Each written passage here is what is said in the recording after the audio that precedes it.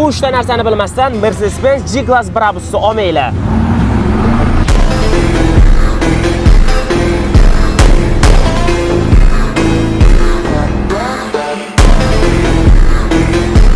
Bu mashinani olganingizdan keyin potokdan boshqa mashinalardan, kerak bo'lsa oddiy geliklardan ham ajralib turasiz. Chunki buni ustida juda ham ko'p karbon elementlari bor. Ikkinchisi bo'lsa, rulga o'tirganingizda buni faqat bosganda keladi. Chunki gazni bossanglar, mashina oldi ko'tariladi.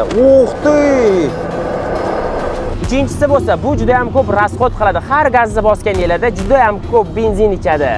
Bu oddiy Mercedes G-Classni Brabus ko'rinishiga keltirgan inson Rustam aka. Bularni ko'pchilik Adams Carbon deb biladi. Assalomu alaykum всем.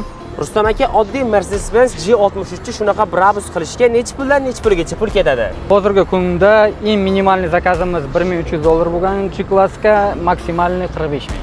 И самое главное, sho'xruh, mana shu ko'rib turgan detallaringiz hammasi o'zimizda.